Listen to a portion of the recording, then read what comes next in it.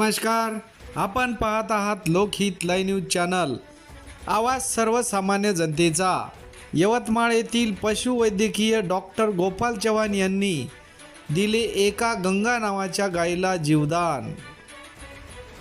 यवतमाळ येथील स्थानिक orthopaedic surgeon doctor Anup Kothari यांनी वर्ध्याहून गंगा नावाची गाय आणली। त्या गायीला कितीही चांगलं खाऊ घातलं तरी तिच्या अंगी लागत नाही। तिचे वजन कमी होत चाललेले होते। त्यामुळे डॉक्टर कोठारी यांनी येथील पशुवैद्यकीय डॉक्टर गोपाल चव्हाण यांना बोलावून तपासणी करून घेतली व डॉक्टर चव्हाण यांनी 2 वेळा सोनोग्राफी व एक्सरे काढले। डॉक्टरांना हे लक्षात आले की गायीच्या पोटामध्ये काहीतरी आहे, त्यामुळे त्या गायीचे ऑपरेशन करायचे ठरले। 4 दिवसा अगोदर यवतमाळ येथील जिल्हा पशुवैद्यकीय दवाखान्यात त्या गायीला आणले व त्या गायीवर शस्त्रक्रिया सकाळी 10:30ला सुरुवात झाली। दुपारी 3:30 शस्त्रक्रिया चालू होती। डॉक्टर चव्हाण आणि त्यांच्या सर्व टीमने अतिशय मेहनत घेऊन तिच्या पोटातील 34 किलो प्लास्टिक दोरी बेल्ट शस्त्रक्रियेद्वारे काढण्यात आली। सर्व स्तरातून डॉक्टर व त्यांच्या टीमवर स्वागताचा वर्षाव होत आहे। पाहूया डॉक्टर गोपाल चव्हाण यांनी लोकहित लाईव्ह न्यूज चॅनलला दिलेली प्रतिक्रिया। सर, जे गंगा नावाची गाय होती आणि त्या गायीच्या पोटामध्ये जवळपास 34 किलो प्लास्टिक निघालं आणि एवढं मोठं ऑपरेशन तुमच्या टीमने केलं, आणि याबद्दल आपली काय प्रतिक्रिया आहे? नमस्कार, मी डॉक्टर गोपाल उल्हास चव्हाण, पशुधन विकास अधिकारी, पशुवैद्यकीय दवाखाना हिवरी येथे काम करतो। यवतमाळ येथे डॉक्टर अनुप कोठारी सर यांनी नुकतीच एक गाय विकत आणली होती। त्या गायीच्या पोटामध्ये काहीतरी प्रॉब्लेम झाल्यामुळं त्यांनी आमच्याकडे कॉन्टॅक्ट केला। आम्ही ती गाय तपासल्यानंतर असं निदर्शनास आले की त्याच्या पोटामध्ये काहीतरी हार्ड ऑब्जेक्ट लागत आहे।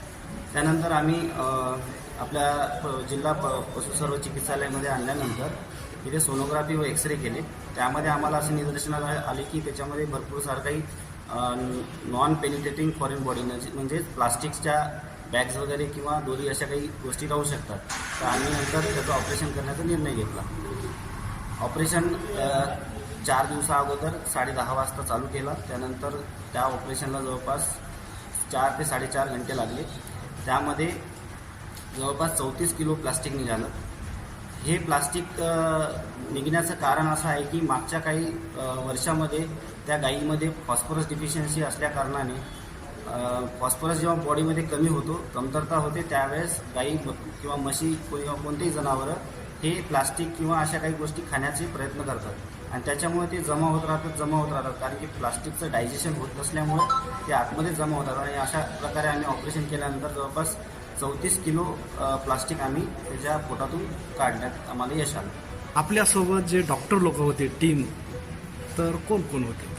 यवतमाळमध्ये आतापर्यंत बऱ्याच केसेस अशा झालेल्या आहेत। आम्ही जे ऑपरेशन करतो तर आमच्या यवतमाळमध्ये मॅक्झिमम ऑपरेशन जे आहेत ते आमच्या डॉक्टर रहाटे सर जे आमचे उपायुक्त आहेत त्यांच्या मार्गदर्शनाअंतर्गत आणि इथले आमचे डॉक्टर राजेंद्र आलोने सर जे सध्या प्रभारी आहे जिल्हा पशु सर्व चिकित्सालय यांच्या मार्गदर्शनामध्ये मी डॉक्टर गोपाल चव्हाण आणि सोबत डॉक्टर रोशन मेहर पशुधन विकास अधिकारी सदोबा सावळी, सोबत तसेच डॉक्टर तृप्ती मॅडम याच दवाखान्यामध्ये ते सध्या कार्यरत आहे। तसेच डॉक्टर अनुप भावेकर सर, सोबत डॉक्टर अक्षय चव्हाण आणि येथील पशुधन पर्यवेक्षक आशिष रावेकर, अशी आमची पूर्ण टीम त्या ऑपरेशनला इथे उपस्थित होती।